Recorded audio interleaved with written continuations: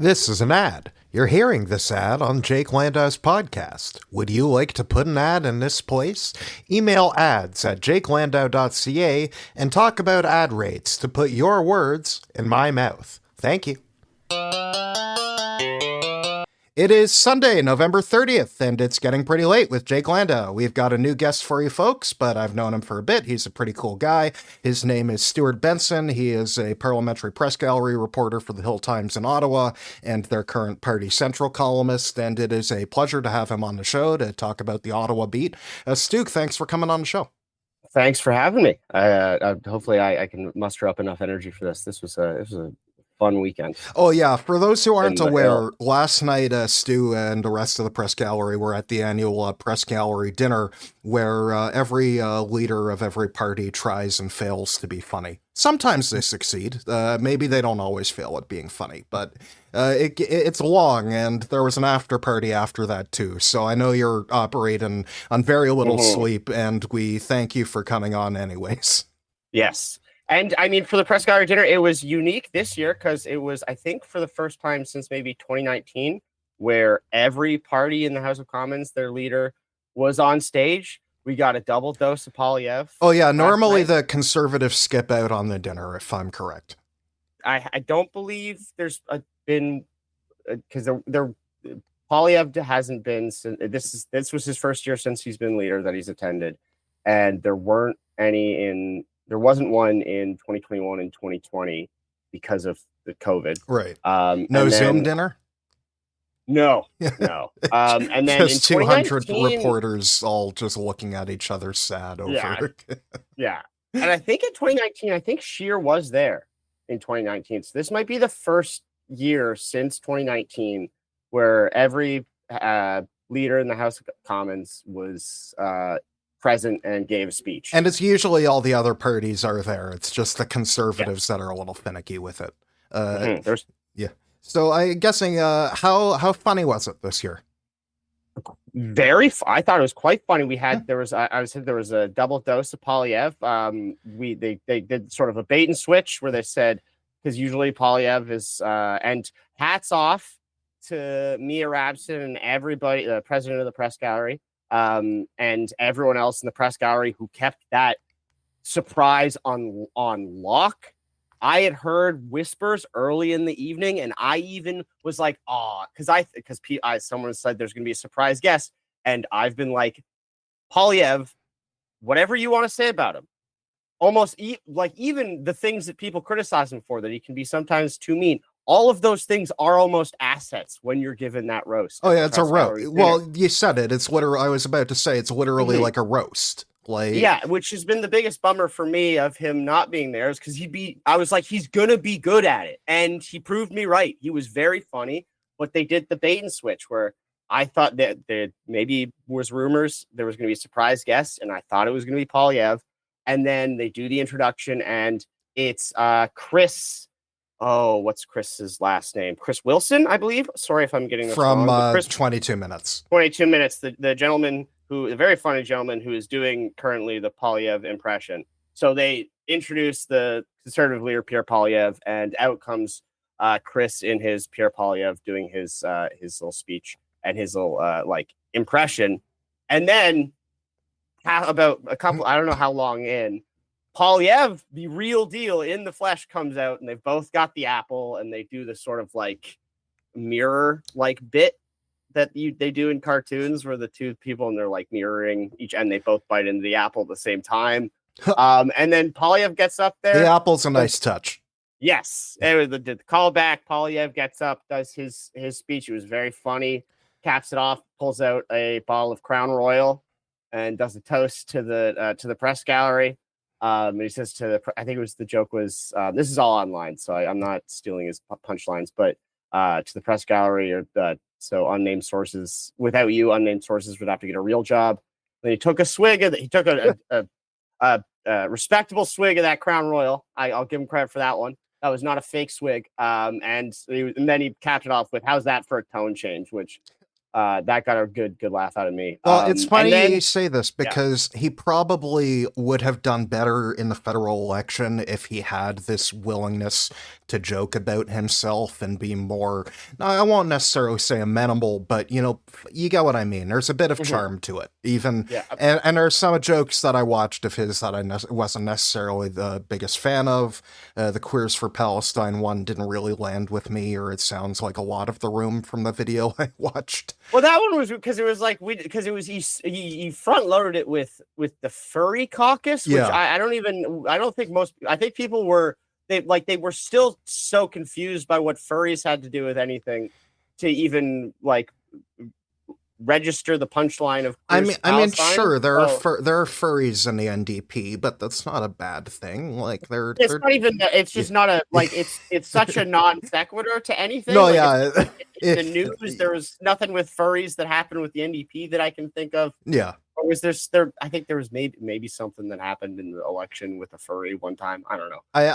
They're just crossing left-wing streams. Yeah, it's one of those things where it's like that crowd was too much in the center to get what the joke was. Yeah. To even be offended or laugh at it either way. But then I will say, if we're talking about the joke, I think most of his jokes landed. I'm trying to think of some of the jokes that he made because I think most of them ended up landing pretty well. Yeah, there wasn't any big controversies that I've heard from last night. No, I mean, and which is the danger with a roast. And to the surprise of all surprises, or maybe not so much a surprise if you know him fairly well, Don Rickles Davies. Oh my God, man! I'm upset that one wasn't recorded. I know. What did he say? That the NDP's pronouns are broke and irrelevant. Yeah, that was. It's like he did it. He threaded that needle where it's like it was. I barely heard anyone get it was like, is he really making a pronoun? Is where it's like it's very difficult to do a pronouns joke without just being a bigot. So I appreciate when a comedic needle is threaded. I love the dance. Yeah, and he had there was a couple where there was another one where it was like the last leader of the NDP was hip, fit, and well dressed, so they decided to go in a completely different direction for their interim leader. He knows who he is. Yes, and I mean, at this point, Blanchette is doing basically like a Norm Macdonald-esque anti-roast sort of thing, where he does basically the entire thing in Quebecois, doesn't translate anything. And I think that's half of the joke, is just he knows there's a very sizable chunk of that audience who basically won't understand a word he's saying. That's the best joke, in my opinion. And another chunk that I was even talking to some of my friends who are much better in French, and they're like, I could understand it, but it's like it's still getting lost in translation because I don't understand the language that well. The Bloc are the kind of people who, as a long running gag, they could get away with answering English questions from the press gallery in French. Mm-hmm. And they'll usually leave them for last. And then the only thing he said in English, which I thought was very funny, was that he's like, ironically, the one Anglophone who's I think he said who's polite and nice or whatever. Basically, he just said one of the few Anglophones I do like is the new British High Commissioner. I think it's Robert Tinlang. And then he switched immediately back to French and said not another word in English, which another incredible bit. But then Don Davies came up and he's like Blanchette after that, and even I'm considering seceding from Canada. Yeah. So it's like Don knocked it out of the park. Elizabeth May, again, I had been also campaigning the previous years to be like, let her back on stage, you cowards. So she's been allowed to do a speech the last 2 years. And I think her joke was, she's like, it breaks my heart to see the NDP in worst financial straits than the Green Party. That's the thing. My headline, I think even in the last 2 years was just be more funny. And they listened. They were funny. The people jokes. Yeah, and I should note Carney was very funny as well. He had a bunch of he was self-deprecating, he did these he's 3 points And then he's like, final point. I'm joking. There'll be many more points. There was one where he's like, Dawn, stop asking. The NDP is not eligible as a major project. There was another Elizabeth. Thank you for voting. Yes, that was very genereux of you. Pronounced like Matt Genereux, the conservative MP who quit. We do like puns. Yeah. There was a lot of there was one joke from the press gallery. Oh God, I forget who said it, but it was a joke at the like.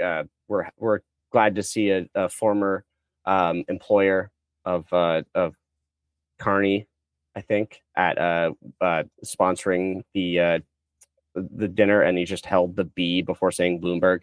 Yeah. So yeah, no, it was like it was very, very funny. It was, dare I say it, I felt like a return to normalcy. I used to watch these before I was working on the Hill, and like the ones that they had before, it felt like the ones that they had before stuff got crazy in 2020. Like right. It's like, dare I say, a hint of a return to normalcy. And like I like, on the one hand I can appreciate like the amenableness of it, the fact that everyone's getting together to not try and kill each other for once in a year. At the same time, I also think like, well, wait a minute, if some of these politicians are pushing policies that another opposition member to them will tell me is outright bigoted, how can everyone get together and like laugh at the end of the year? I mean, they did a Christmas truce in World War One. Yeah, that's the thing. Where as bad as it can get, there's gotta be those moments where it goes tools down, where things can the steam can get let out a little bit, so that it doesn't get worse, sort of thing. right. It's a release valve, and it like you and I like we're encouraged to bring they say your favorite parliamentarian. I usually bring like a press person or like a staffer or whatever, just because it's like a 1 degree of separation, because that feels like that feels. I get that same sort of ick that you're probably touching on, sort right. of thing. It's like that's the relationship. It's maybe too close there, yeah. But people don't necessarily expect like the press and politicians to be adversarial. I don't know that's worked very well for Pierre Poilievre before last night. But at the same time, like, it's weird when, like, you can do a story about, like, significant government misconduct, and then somehow everyone's having, like, champagne together the next night. Mm-hmm.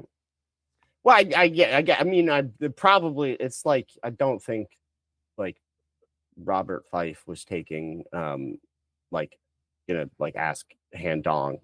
Probably not. Okay. That's I mean, that's a real extreme, but, like, it's, like I'm saying, like it's sort of thing where it's like I don't know if this is apocryphal, but it's like when they say when that sort of that forearm grasp handshake was to, like, in olden times, to check that they don't have daggers on you, where there's still that sort of like it's an uneasy truce. Like it's not like it's there's still a level of tension and stuff. Like you probably saw some tweets from people last night about different reactions from it. So it's like it's not. There's a lot of strong energies that are pushing up against each other that could break out at any moment, because it's hard to like flip off at a switch. Like, I mean, you have all these politicians like whipping up their base, and then suddenly you'll see them together at a dinner, and then I don't exactly blame people at home for being confused when you're like, wait, you told me that Mark Carney is the enemy of conservatives. Well, yes.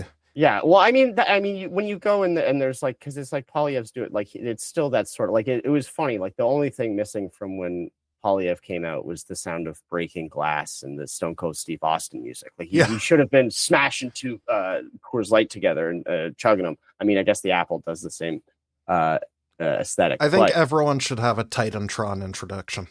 Yeah, so it's sort of like a yeah, it's like like I don't want to dismiss any if anyone looks at that and they're like, oh, that's so gauche and elitist, and I'm like, it probably is. It's a bunch of like parliament, like federal politicians, the reporters that cover them, and sprinkling of like lobbyists and other assorted politicos in black tie having a steak dinner and roasting each other. Was it a good steak?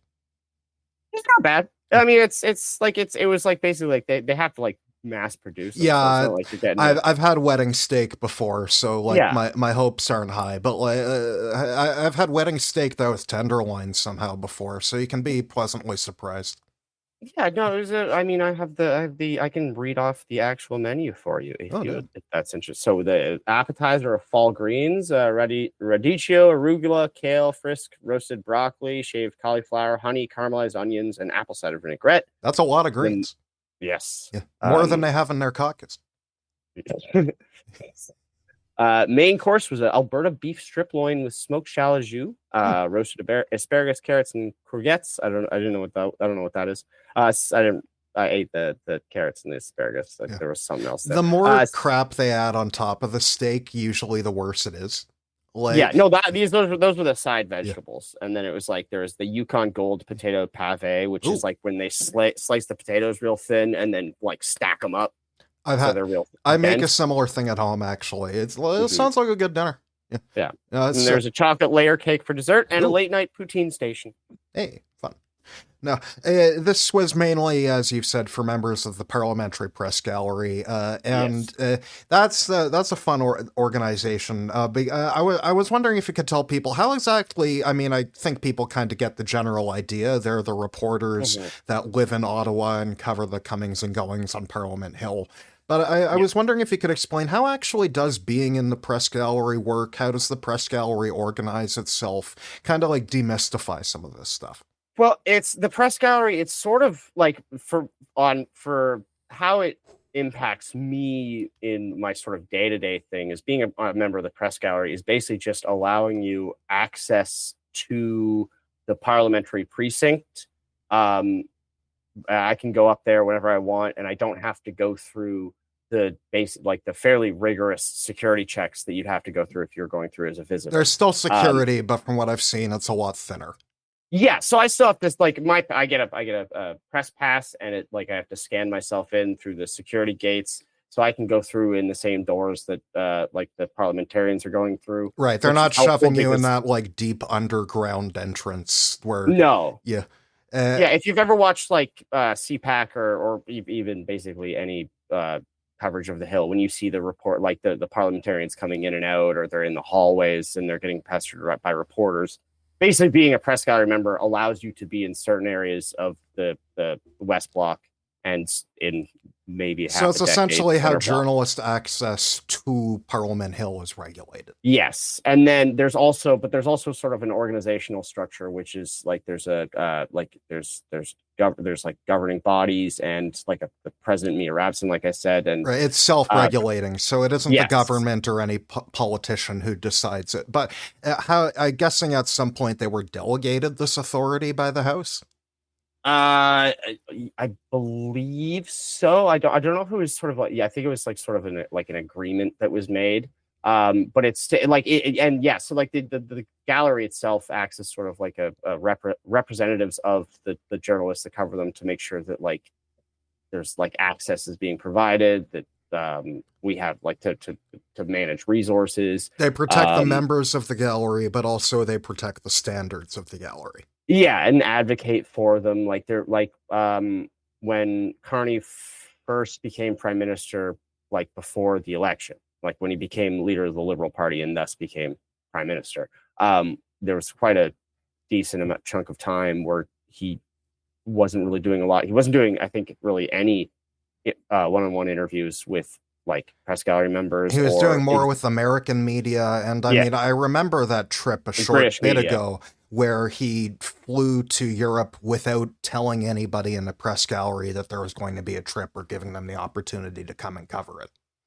Yeah, and well, there was also when they went to the peace deal signing in Qatar. Was that the one I'm thinking of? When they just didn't tell like the press gallery wasn't made aware in time to be even like able to cover the trip, nor do I think we were going to be allowed because he like chartered a private plane to get there. Yeah. So Oh they yeah, it was didn't. in Egypt for the peace deal signing. Yeah, so like in that case, like it's a bit of an interesting pickle that the press gallery finds themselves in, because you want to advocate for yourselves as forcefully as you can in being Hmm. able to cover the subjects of your coverage, the main beat you're in Ottawa to write about. But at the same time, what do you do when there's no public pushback or consequences for the press gallery being sidelined? Um, that is a bit of a pickle because it's like that's like one of the main like sort of things that I guess I see that them grappling with is how to have as light of a touch as possible because like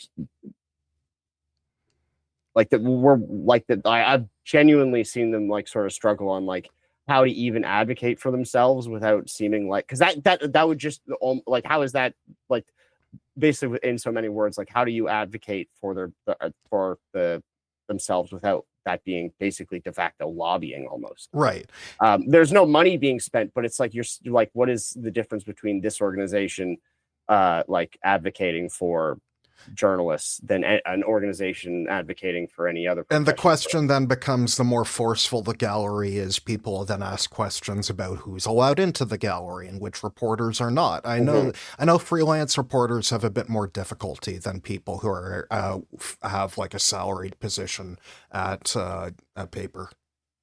Yeah, I think there's like it's with like the application. There's like it's that you have to get like like when I got in, it's because I got endorsed by my paper that they said that I needed to be on there. So you like it's there is sort of like it's there it's not just a like you can just apply Right. for whatever. Like you have to have a reason to be on the Hill. You have to have a serious body of journalistic work and be there to cover the parliamentary Hill Mhm. proceedings. At the same time, do you ever worry that there might be a little bit too much subjectivity in who's able to join the gallery? Um, I don't like. I mean, there's like when you look at it, like I forget how many there, but there's a but like there's Hmm? I like I mean we've got like there's like Narwhal, the Logic. There's a lot there. Like Yeah, it's fairly like widespread, and it's not just the big ones like the mhm. Star and the Globe. Like there are Yeah. legitimate independent media that's in there. I know it's when I talk about press galleries, it's not the federal one, but I always think of the provincial one in Ontario, where there was the whole kerfuffle because Brian Lilly, until recently, his wife was Doug Ford's press secretary, the main media relations person in the premier's office. And Brian Lilly was a member of the gallery while being married to this woman and did not disclose it at all, which Mhm. seemed like a fairly large conflict of interest. And it came out that the president of the gallery, Colin DeMello, was aware and didn't tell anybody. And that did raise questions into the conduct of the legislative gallery, the Queen's Park Gallery in Ontario. A Mhm. different one from yours, but that's the example that comes to mind because, I mean, obviously, dating or being married to your subject of coverage's main person for talking to reporters does feel like a conflict. Yeah, I mean, I don't know if there's anything like that with in the current press gallery to that extent. And I when hope it comes not. to sort of yeah, and when it comes to like the decisions on like who gets in the application, like I'm not on those like sort of committees that are debating those, but I've seen some of the discussions that have been happening when like they have to make those discussions and they got brought to like sort of the general meetings, and it is something that they absolutely agonize over. And there's like I also hear from people there's like on there's like people who are upset that there's people that are on there that they think shouldn't be on there, people that they think should that aren't. Yeah, you shouldn't be able Um, to just run a witch hunt to get someone disaccredited or have their accreditation removed just because you aren't mhm. personally happy with them. Like there's a reason I bring up the Brian Lilly example, and it's because of like the institutional conflict. But you're right. The press gallery, I mean, I appreciate the work that they Mhm. do. I mean, as an opinion writer, I really wouldn't be able to do much of my opinion writing without the reporting of press gallery reporters. Yeah, No. and I'm just counting here. There's about one, two, three, four, five. 6, 7, 8, 9, 10. Just 10 that I can find right now. 10 freelance journalists that are uh, including my favorite press gallery, literal in the press gallery at Question Period, seat buddy, Dale Smith. He's my favorite seatmate in the peanut gallery. Nice. Chopping it up during Question Period. But yeah, no, so there's it's definitely something they agonize over, and it's never going to be something you can. It's never going to be a solved problem. Right. It's just always going to be something you're going to have to grapple with. But at least caring about the appearance of it is probably the best first step. Yeah, and being aware that it's something you need to care about, and something that needs to be sort of like you're conscious of when you're making these decisions. Right. At the very least. Now, in addition to your regular work covering the Parliament Hill beat, I know you're also the Party Central columnist at the Hill Times. I was wondering if you could tell us a bit about that, because it isn't as much politics or policy related as about the adjacent nightlife that all of these company town people do in Ottawa. Well, I liked it because it's that's the thing where the more I do these things, that's partially what I was doing last night. Was I was taking photos and taking notes and stuff for writing up a Party Central for the press gallery dinner last night. But this, money is the lifeblood of politics. It's the fuel that keeps the engine going. But liquor is the lubrication, and these parties, I think, are a lot less adjacent than I think most people would be comfortable with. There's very much intertwined. A lot of these parties are receptions that are held at the end of what are called Hill Days, which are what these sort of lobbying organizations create to bring stakeholders, the magic word stakeholders, which means people who are interested in the subject. So people who are lobbying you, pretty much. Yeah. So a basic one that everyone farmers. They'll have the agriculture day on the Hill. And then they're lobbyists. So I'm sorry, we can't call them lobbyists. It's government relations. Yes. Well, they're on the lobby registry, so it's they are lobbyists. And they'll spend the day and they'll do a blitz where they're bringing they'll bring the Chuck the farmer. Sorry, I don't know. I'm bad coming up with names. They'll bring actual farmers from they'll drive up, bring them into Ottawa. Usually pay to fly them in or whatever, or if they're closer, drive them in or whatever. And they'll meet them. They'll have them meet with ministers or deputy ministers or staffers, and just sort of make their case. And then at the end of the day, they'll have sort of a reception. Some of them are bigger than others. Depends on how big. There's the grain growers, or it's Grain Farmers of Canada. They have some pretty big budget lobby parties that they'll rent out SJAM and stuff, like the Sir John A. Macdonald building, which is the building that the press gallery dinner was in. Right. I've been there before for a different event. So it's a fairly large building. So I get what you mean in terms of there's a lot of money flowing into it. If you've ever seen a bank heist in a movie, if you took out all of the furniture from that building, the old classical where it's a big giant ceilings, that's what SJAM is. It's an empty old Bank of Montreal. It's whenever you see in a superhero movie, they're doing the bank heist at the big old bank in New York, and it looks kind of like Grand Central for some reason. Yeah, exactly like that. No. So is it fair to say that Party Central is essentially also Lobby Central in a fashion? Yeah, because I've gotten in trouble where I've written up that there was an open bar, and there wasn't supposed to be an open bar because they've tightened the rules for sort of gifts and spending that lobbyists can do on their parliamentarians and not giving them free alcohol. Yeah, well, it's about $30. Yeah. So So only it's like, $30 of free alcohol. yeah, which is usually about 2 drinks. So like right, so that's sort of clamped down on how these things can happen. So a lot of them have to be like sort of either cash bars, or they can give out 2 drink tickets, and that's it. Um, there's also like there's more sort of just like general like social, like Hill social events. Like there's the press gallery dinner. There's the like a very swanky event that's the water keeper gala, Hmm. or no, river keeper gala. Sorry, it's the you may not know that we have an Ottawa river keeper, and they have a fairly swanky gala. It used to be a very quite well attended by Mark Carney in his past life before he was prime minister. Hmm. There's a very funny photo I have of Evan Solomon before he was also a liberal.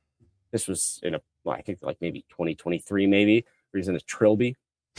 A Which is trilby. very funny. Yeah, because they all have to dress in what's called river chic. I'm still not fully sure what that means. I think it just means boat shoes and no socks. By when you said trilby, I thought like the dress code is like 1920s mafia. Well, I think it's sort of just because they say river chic, so people just sort of figure out what they The just kind sort of guy walking up and down the boardwalk to beat up the people running the illegal bar holes were not paying the protection money. No, think like a dude in like in Dexter wearing that. Like Oh, it's like Miami sort of, I think, is so dress just code. not trying not to die in humidity dress code. Yeah. Yes, and it can get pretty humid there. And there's like the Governor General's awards, so those are always really fun. And you just get to sort of see who's rubbing elbows with who's friends with who. I mean, I caused a bit of a controversy with the post budget party, which is usually, it's generally another one of those things that are supposed to be nonpartisan and just everyone goes and has a drink after a very long day at the budget. And I've been to those a few years. I haven't been in a few years, but I used to go every year just because Bill Morneau's people would ask me if I wanted to come along, and I said sure. Yeah, well, no, it's a fun party. Like Yeah. the Metropolitan Brasserie, it's like it's packed to the gills, overflows onto the patio. It goes like basically till close. So Oh, they let it's you a fun guys on the tournament. patio now. Oh, they just put us Yeah, in like a room. no, it's like the like you can't like it's like the back, like those both wings of the Metropolitan inside is usually packed to the gills, Yeah. and then it's all the way outside. So it's a very very well attended event. Yeah, the Met's an interesting bar. It's fun. Well, it is funny how there's like 5 bars in total in Ottawa, and just everyone goes to the same places. And if you just sit down in one for long enough, you'll learn things. Yeah, no, and you start to notice that there's partisan coded bars, and Yeah. I'm not really sure which one I would say the conservative bar is yet, but like Darcy McGee's is definitely liberal. I literally leaning. the last time I was in Ottawa, I was with my family, and I took my sister to Darcy's, and I just told her to be quiet and just listen to people say things they shouldn't be saying in public. Yeah, if every once in a while you'll just walk in there and the entire basement is filled with just like a Ontario young liberal Yeah, reception. whenever I'm in Ottawa, I intentionally just go there to haunt members of the Liberal Party and just scare them by being physically present. It amuses me, and there isn't much to do to amuse yourself in Ottawa other than these kind of parties. Yeah, well, that is an interesting bit. Now, you work for the Hill Times, what's it like working for that publication specifically? Because, I mean, of course, there are a lot of national papers that cover federal politics, but you have a more narrow focus at that publication in that this is essentially your entire focus. Yeah, so where like when you have like bigger outlets like Toronto Star or Globe and Mail or National Post, they have parliamentary bureaus. So they'll have like within their newsroom, they'll have a bureau of reporters who are focused on the Hill. Our entire newsroom is our parliamentary bureau. We only report on federal politics and Parliament Hill and sort of the goings on in Ottawa. Sometimes we'll do sort of tangentially related stuff if it's like sometimes municipal Ottawa stuff will overlap, like with when they're still trying to figure out what they're going to do with Wellington Street out in front of Parliament Hill. And that makes sense because it's an overlap of federal and especially because like I've written in a column about Sparks Street and how there's essentially nothing to do there because one half of the street is owned by the federal government and they refuse to put anything at ground level to make it a lively place. Yeah, well, it looks like they seem to be. There's been a lot of like sort of development and construction. So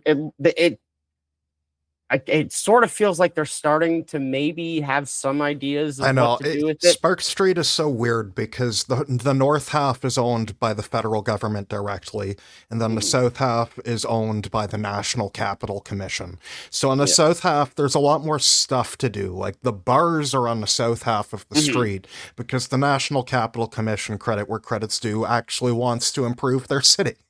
Yeah, but then also a lot of the rest, like the sort of the bars and restaurants in the, I'm still going to keep calling it SOPA, South Parliament, as it was that failed, the fetch that never happened with Ottawa. That just reminds me of the South Park episode where they try to gentrify Kenny's house and they call it Soto Sopa. Yes, no, that was my immediate thought when I'm like, no way, that's what they're doing it. But yeah, so like a lot of those restaurants, like you can look at their hours and it's very clear that it's like they don't really have a lot going on a weekend because they're tailored to like a clientele of Parliament Hill. Well, that's the funny thing. It's like Spark Street is like the walkable pedestrian mall and it has nothing to do. And Byward Market has cars trying to run you over every block and it's where everyone is walking around. Yeah, they've started closing off some of those streets in Byward Market, but they should just pull the Band-Aid, do the whole thing. But then it's they should be banning cars from Wellington in general, too. Like, there's a lot of parts of Ottawa where I don't think there should be vehicle traffic. But I don't know. I want to apologize to some Ottawa folks. I tweeted yesterday that no one in Ottawa lives a happier, fulfilled life. But that's wrong. At least 5 of you do. So...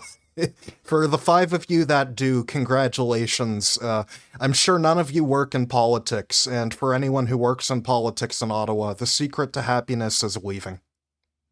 Or just, you gotta, at least for a cut, like every once in a while. You don't have to leave forever, but like you gotta to check out for a couple of days at a time every couple. I know staffers who like they just take a weekend trip to Montreal and they weep tears of joy. Yeah. They're like, there's things to do, there's people to see. People aren't talking about politics constantly. I know. I've joked every time I go to Ottawa, something bad happens to me. Like, oh no! It's funny. Like it got to the certain point where I stopped getting upset and started laughing whenever the bad thing would happen because it's. I don't believe in a god, but I believe there are writers and that I'm in a sitcom and they're just trying to make my life funny. And I like it's almost like I want to defend Ottawa but it's maybe because I am in the bubble and because I do Party Central. Like when people say, "Oh, Ottawa doesn't have a nightlife. There's never anything fun to do. There's no parties." And it's like, I can testify that that's not true. The problem is that the nightlife and the parties and all of the fun stuff is not tailored for the general public. No, yeah, it's like you have parties to go to. I am not invited to these parties.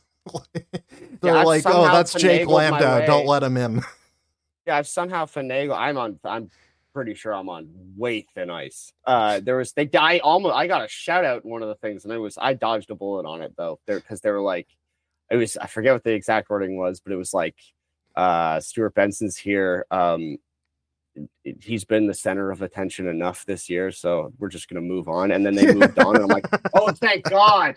I was like, I dodged a goddamn bullet there. That reminds me of when I was seeing the Toronto Marlies play the Rocket in Laval, and I was wearing my Leafs jersey and my buddy was there. He lives in Montreal, and he won, and then we won, and everyone just looks at us wearing their Rockets jerseys, and we're like, we need to go, we need to run.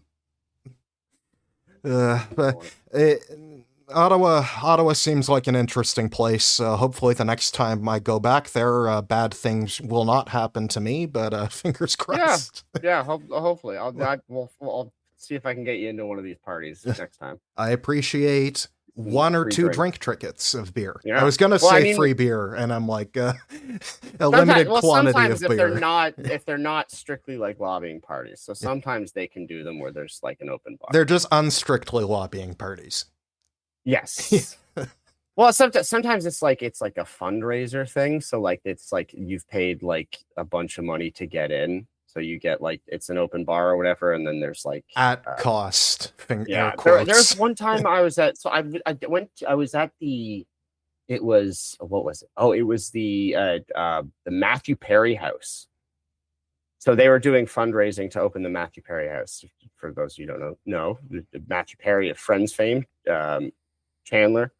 So they're building a sort of a, like not really a halfway house, but it's sort of like a recovery home. Sort of, I think is the word they're using. Yeah. So they're doing fundraising for it, and there was like a not a silent auction, but like an auction I was at the reception, and they almost went six figures on a year's not subscription, but a year's entry into the Rockcliffe Tennis Club.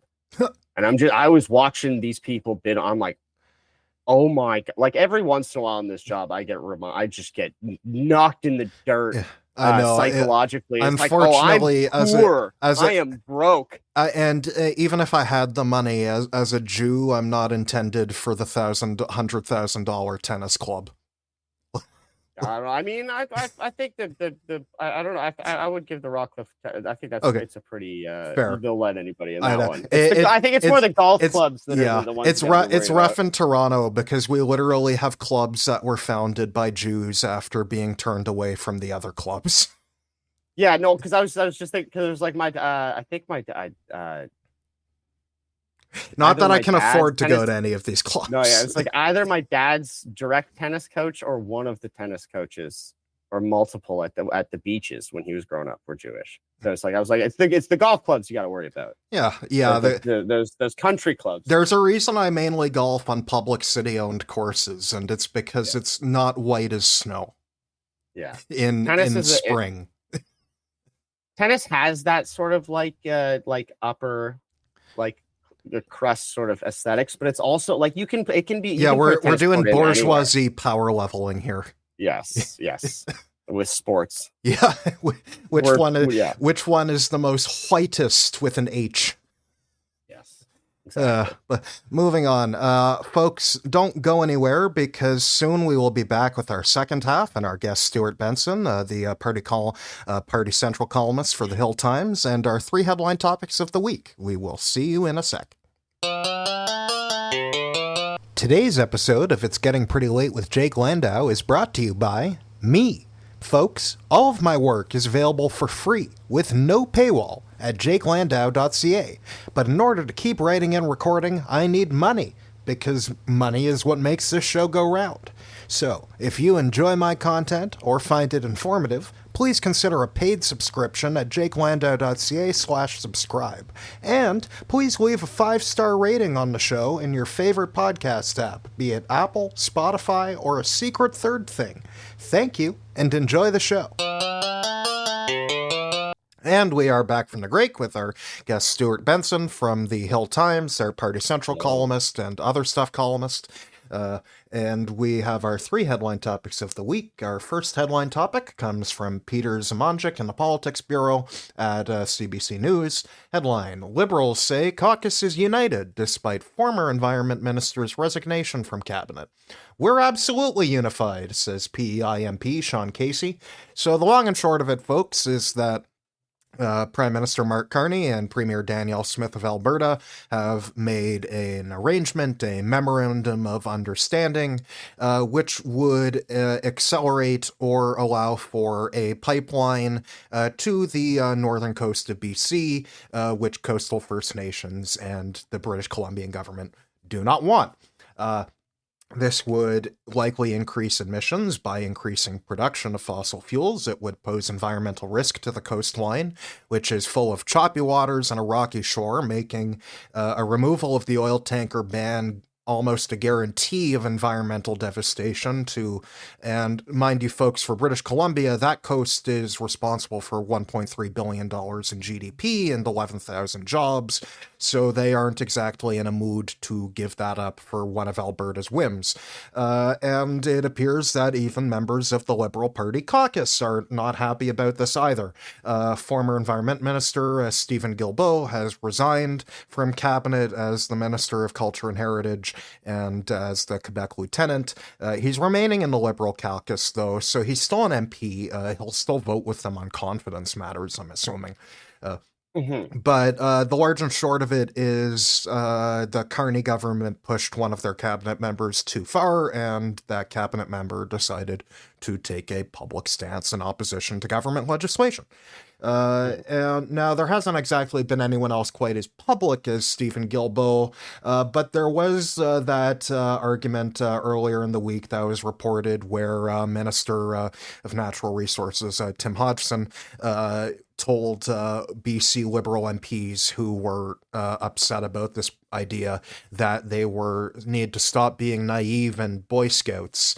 They said I was naive and ideological, and I believe it was David Cochran who reported later in the week that I think it was Hetty Fry, who at some point during that meeting said to Hodgson, "You need to learn how politics works," or something to that effect. Well, that's the thing. Is this not a massive caucus management failure caused solely by putting a bunch of first-term MPs in charge who have no idea how to manage people they cannot fire? Well, I mean, there's that part. There's always the sort of maybe not entirely running. But like, well, I'm not dismissing. I'm saying there's a bunch of things that you could attribute it to. Because it's within that this could be a symptom of like where people have said that Carney is running the government like a CEO, as if it's a business. And that, I mean, that's kind of like the same thing I mean is like, that's what I mean. It's like it's sort of like it's that's a symptom of when that. I say like people you can't fire, it's like they in the business world, if you have a subordinate who doesn't follow your directions, you can usually fire them. That may be stupid, but it's something fully within your power a lot of the time. In the political world, you can't like fire fellow members of your caucus. I mean, technically you could kick them out of caucus, but that weakens your majority, or in this case, your minority government. And like, there's also other levels of government you have no impact on whatsoever. He can't fire Danielle Smith, and he can't fire David Eby. And their sort of political week was kind of almost bookended by to front load it with "Who cares," and then ended with "It's called Zoom," which I think those are two sort of very sort of symbolic of the these are like issues. These are vulnerabilities that it seems that maybe they're not right. It was contemptuous. It was arrogant. And like for people at home, like who, to clarify that one, Tim Hodgson was asked why they had not met with coastal First Nations, despite meeting several times with Alberta before signing this deal.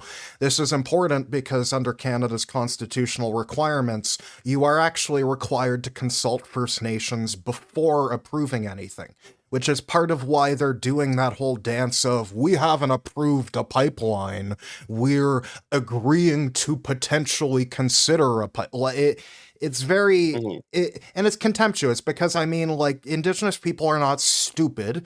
They know very well that this is an asshole way to treat stakeholders who, it's their home, it's their land, it's where they fucking live. Like, this pisses me off. Like, it feels like the era of reconciliation is well and truly over, if there ever really was one, because this is not a way you talk to people who are your partners. It's a way you talk to people you think are below you.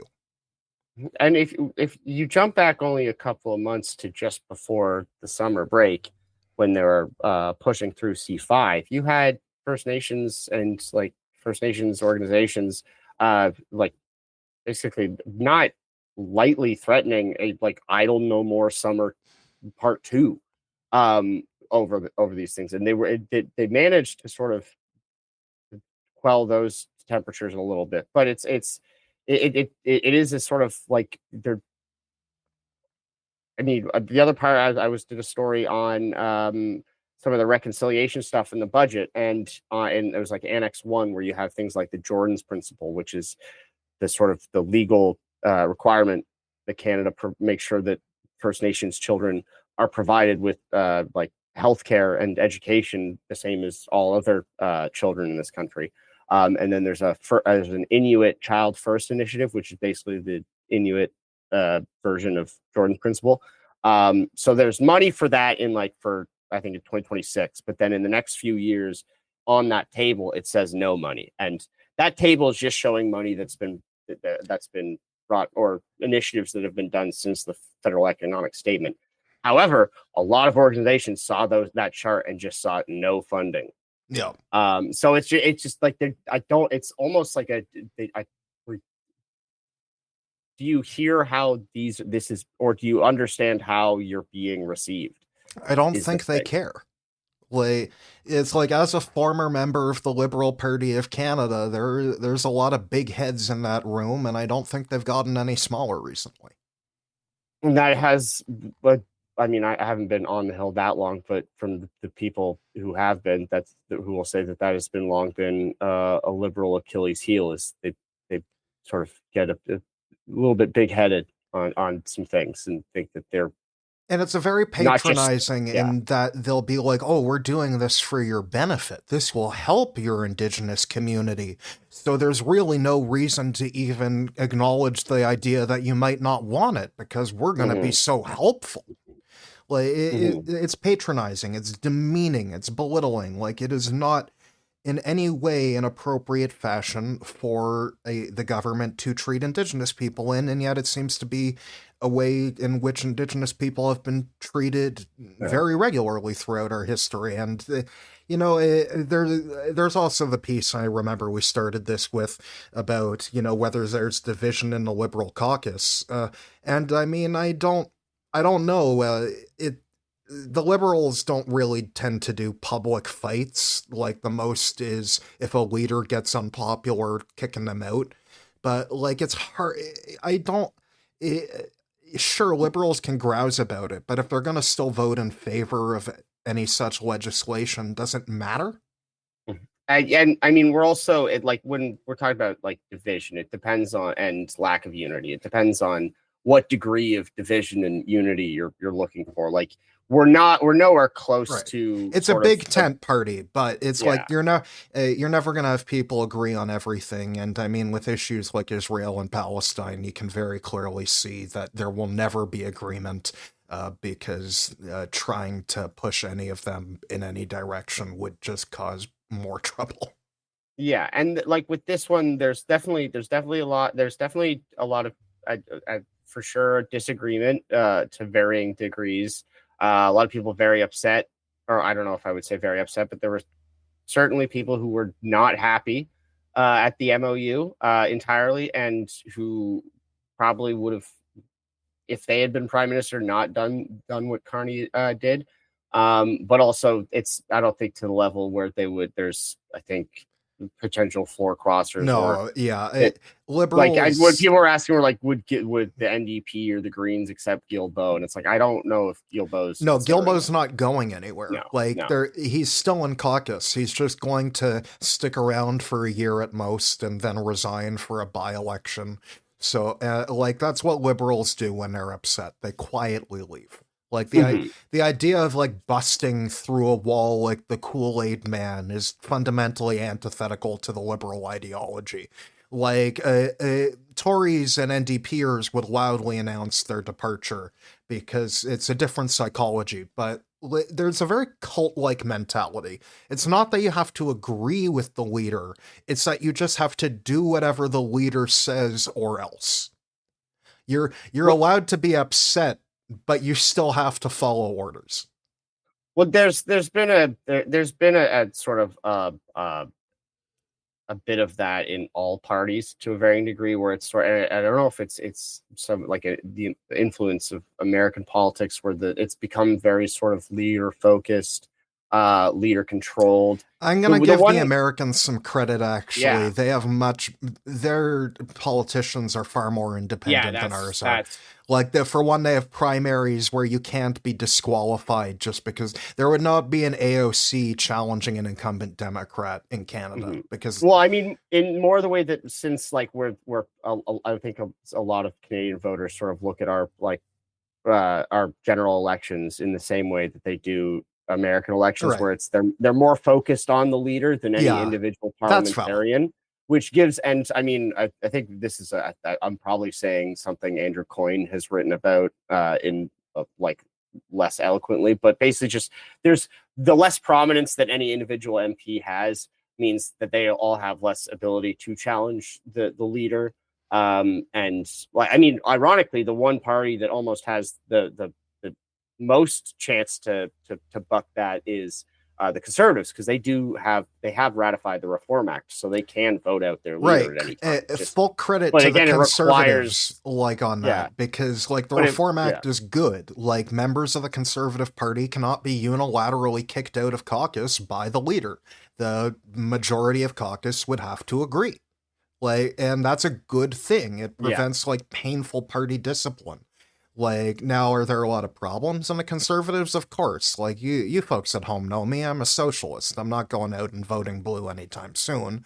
But I believe in credit where credit's due, and I lost a lot of respect for the Liberals after they refused to adopt the Reform Act this session, despite the whole Trudeau debacle proving why they would need the ability to kick out a leader.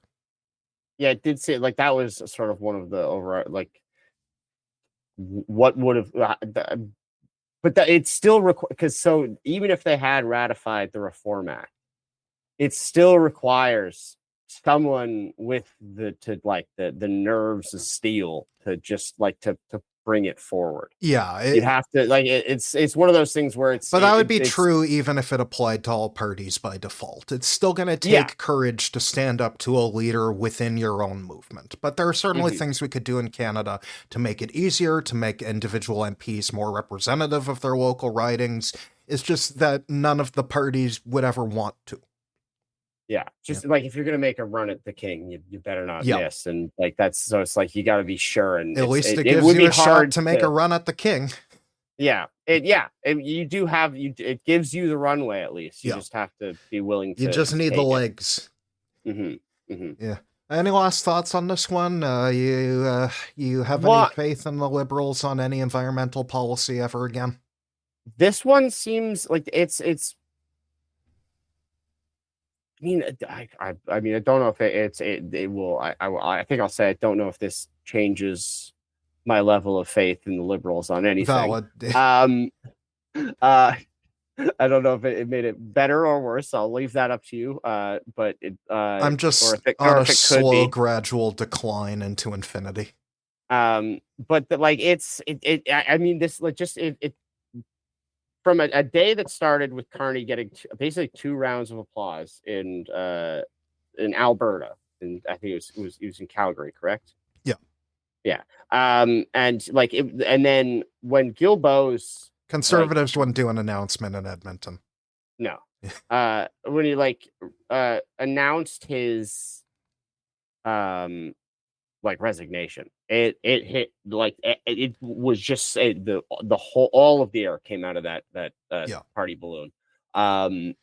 And it was like I was talking to people. And it was a good resignation letter. He flat out explicitly said all the progress I made as environment minister is being undone. Like, and it's like I have these, and now that's the question all on like the House and all the other CBC programs. Whenever one of the cabinet ministers rolls in from Carney's government, that's now exactly what they're being asked: is he right? Yeah, or it's like and they'll because and a lot of them were also because again they also all champion this stuff. It wasn't just Guilbeault championing all this stuff in the last government. It was most of these MPs. Right. He's just the only one willing to admit right now that's what they believed before. And the only one who has to resign if he doesn't agree with it. Like you can be an MP in a party and fundamentally disagree with the direction of your party and still remain in it. But if you're a cabinet minister, that's sort of like it's implicit that you're there because you are like you're on side. Yeah. And if you don't agree, like like you you're can disagree resigning in because it's a private, disservice. but if you're a Yeah. cabinet minister, you can't publicly say that you don't like something. Mhm. Unless you're Nate Erskine Smith, then you can get away with that Well, yeah, but I mean, for a but there's month. also there's a yeah there but there's also a level of like if you're the minister, you can't like it's sort of like you serve at the will of the Right. prime minister sort of thing. So if you don't agree with him, you shouldn't be in that position. You should step aside and allow someone who will more effectively serve the plan. But what if your name is Um, Paul Martin and you think you would be a better prime minister than John Chrétien? well, I mean, I said it's the spirit. It's like the pirate code. Yeah. It's more like a suggestion, really. Yeah. Moving on to our second headline topic of the day from Bill Curry, the Deputy Ottawa Bureau Chief at the Globe and Mail. Ottawa warns former public servants face collection agencies to recover Phoenix overpayments. Yes, the Phoenix pay system scandal is never ending. Ironically, fittingly, I guess fittingly, Yeah. the story that will not die. The Phoenix pay system. It's like for nearly a decade, it's caused a backlog of complaints, according to Globe and Mail, with both underpayments and overpayments. Now, PSAC, the Public Service Union, is having a well-justified fit, frankly. So I shouldn't call it a fit. They're angry for well-justified reasons. The government is just randomly calling up former public servants who have not worked for the government in years and telling them, hey, you owe us money. Also, we're going to make you repay the gross instead of the net, even though we collected part of it back in taxes. Mm-hmm.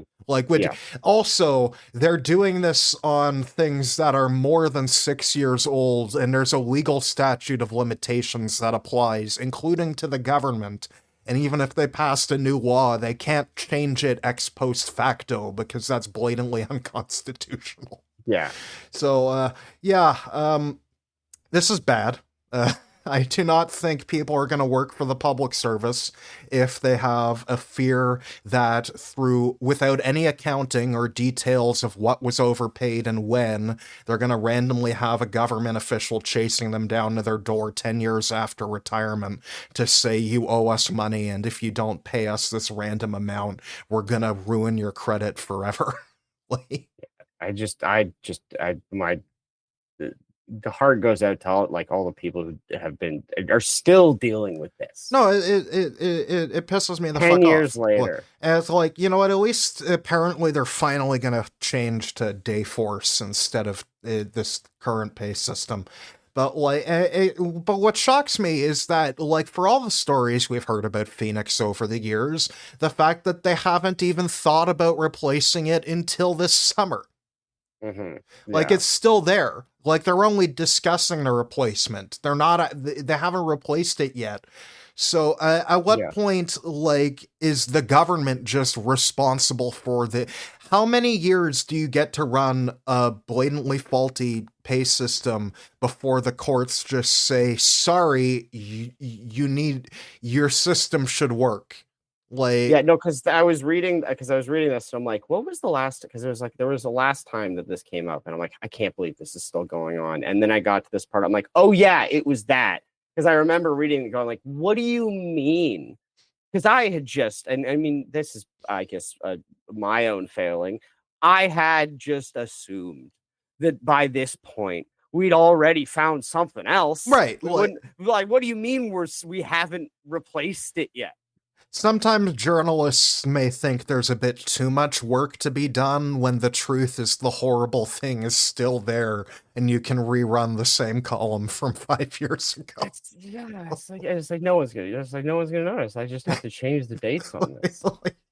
It's funny. Michelle LaRose, the spokesperson for Public Services and Procurement Canada, says that they, the pay center, do not send overpayment cases to collection agencies, but random individual departments of the government can just choose to do that at any time. Like, so here's the real question, Stu. What is? There was a clear edict where Carney was like, you need to find these savings. He told all the federal departments, you need to find these savings, I don't care how. Is it fair to say that a random rush of collection statements that don't actually have details about what was overpaid and when may have something to do with a desperate need to find money somewhere? That sounds very Yeah, just cynical, possible. but I mean, oh yeah, that's there's definitely I don't know if I would I. I know my thoughts The are problem is I depressing can't when think of any. parliamentary Yeah, press gallery people are calling it cynical. no. Well, I Like, mean, Ottawa I'm is cynical like because I can't. cynicism central.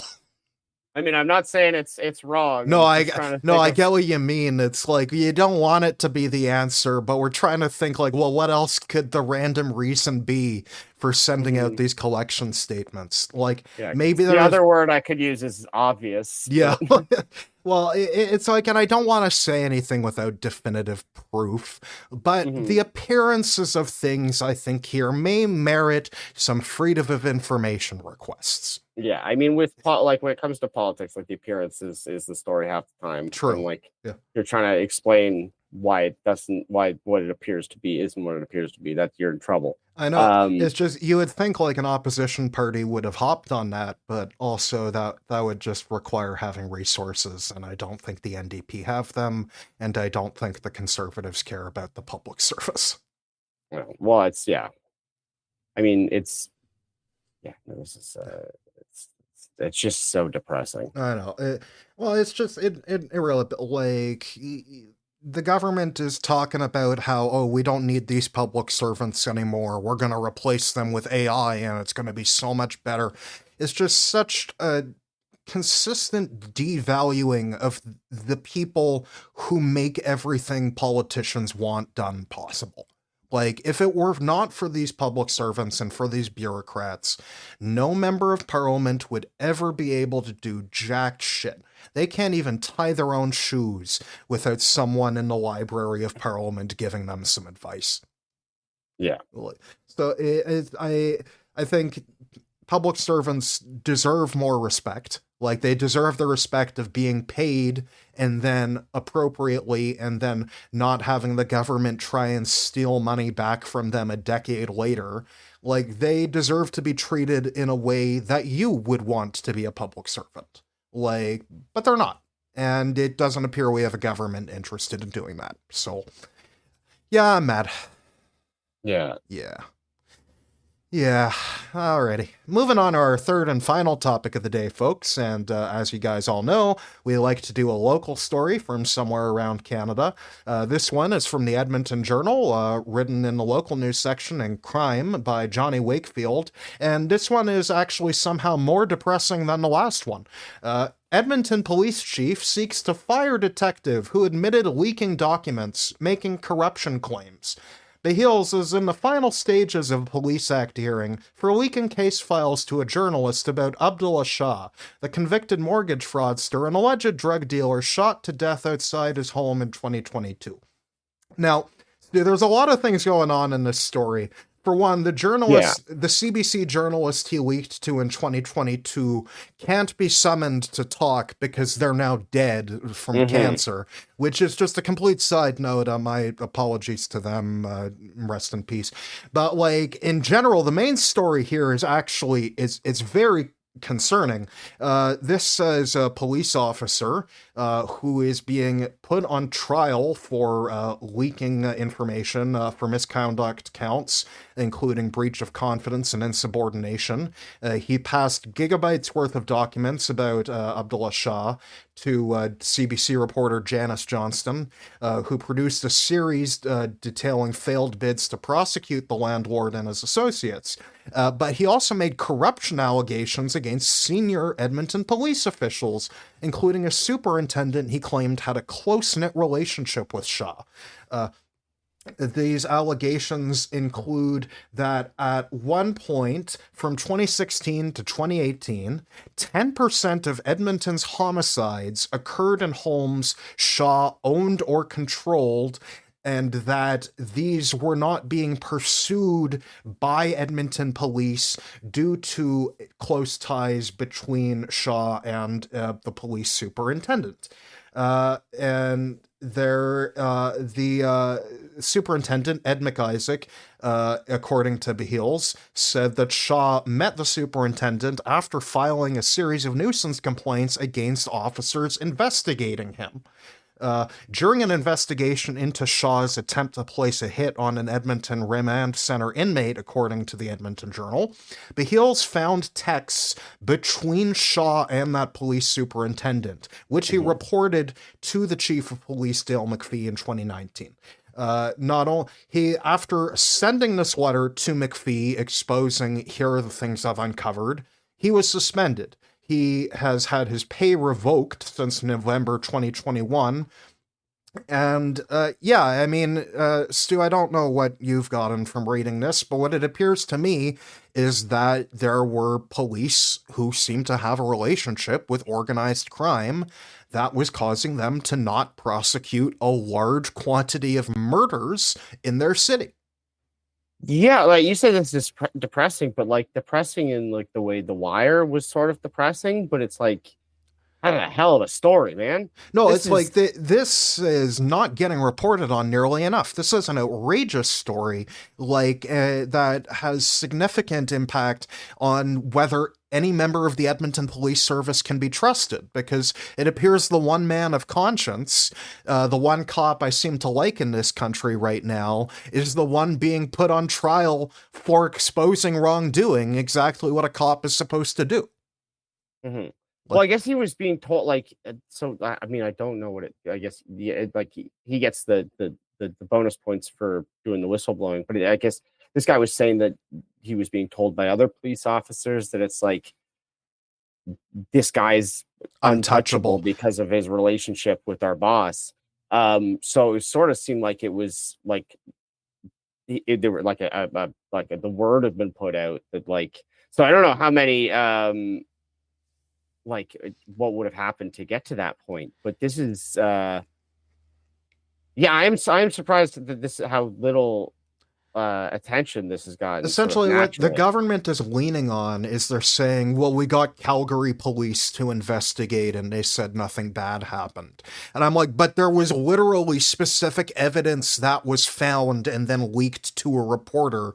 So clearly, and the attorney for the case for the government was saying, he doesn't accept the investigation, and I think that's problematic for him and problematic for his employer. And I'm like, no, what's problematic is that there seems to have been a fake investigation done by Calgary to cover up police complicity in murder.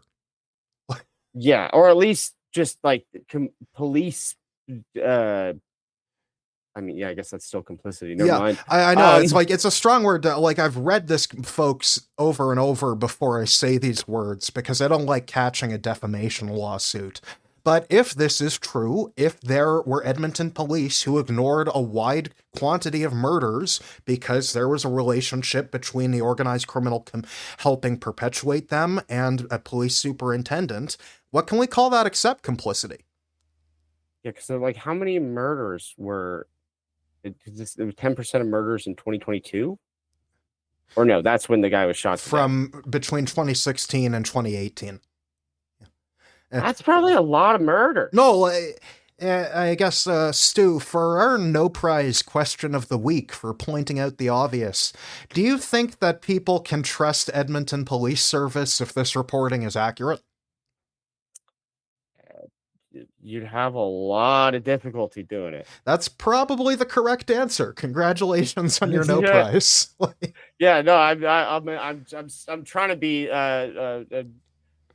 journalistically diplomatic there, I know. as I can, it can only I've stretch got it my so far. opinion writer hat on. Like, I mean, where is Like, the? what else can it be? Like, they're like, nothing to see here. Don't pay attention to the man behind the curtain. And it's like everyone involved seems to be dead. Like, Abdullah Shah is dead. The reporter is dead. Like, I mean, to be fair, she died of cancer. That's not a conspiracy. But like, it's just, I feel like this is the last loose end being tied up. And what year was it again? You said, sorry, but it just sort of. I mean, this is. These killings were between 2016 and 2018, Oh, but okay. he admitted to leaking the material to the chief of police in 2021. This has been going on, this legal proceeding against him for 5 years against the cop who leaked the material. And like the Abdullah Shah, I'm not exactly sure when he died, but he died in 2022. He was shot to death outside his home. So like there's a lot of suspicious stuff going on here. And for Detective Dan Beheels, who worked at the Edmonton Police Service and is now on leave without pay for several years for uncovering crime, I would like to tell him I'm very sorry this is happening and that I appreciate his intent to actually try and uncover criminal wrongdoing. This is what cops should do. Like, I'm complaining about the behavior of police a lot in my writing on this podcast. So when I see a cop who's actually doing the right thing and then other cops jump on him to punish him, that makes me really fucking mad. Well, I got just to sort of, I guess, put some context on this for your no prize. I guess I'll flip this on you. Ooh. Do you want to do a guess how many murders there were between 2016 and 2018 in Edmonton? 300. You're over by about almost half. Okay. About 134 Okay. in those 3 years. Wait, so that would mean like 13 of those murders might have. Yes. Like, yeah. God. But like maybe around 13 murders that were just. People keep dying at the organized crime houses. I wonder Which if is it's a lot of murders over 3 years. I wonder if it might be linked to the organized criminal. Oh my God. I mean, or just the guy who owns all of the build, that would probably, like, if you're doing a detective story and it's like, that's probably one of the first, like red strings they put up on the board is like, well, we just noticed that all 13 of these murders took place like this detective buildings owned by the same guy. This detective probably just thinks he's just doing the typical like Law and Order first 15 minutes, and suddenly he's now on trial because he's exposed police corruption. Yeah, because where it's like, because it's like, because they show up and all the buildings are, every other building is just like empty, and then the person you're looking for. Yeah, no, this is the red string they find that leads to the second act twist. 5 shots to the back of the head, open and shut case of suicide, detective. Yeah. Like, God. That's a depressing story to end on. But Stu, it has been great having you on the show anyways, to talk about your work in Ottawa and these 3 headline topics. I really appreciate having you on the program, and hopefully we'll have you back on again soon in a couple months. Yeah, thank you very much. Thanks for having me. No, thank you. Good to chat. Alrighty. Stuart Benson, everybody, from the Hill Times. And that'll do it for this week's episode. Thanks once again to Stuart Benson for joining the program. You can read his work in the Hill Times, and please do give them a subscription. They're a very useful newspaper in my work. And next week, we will have another journalist back on the program. He is a returning guest, so feel free to guess who's returning to the program. And we will see you then, folks. Have a good rest of your weekend, and we will see you next time. Have a good night. This is the end of the show. Bye.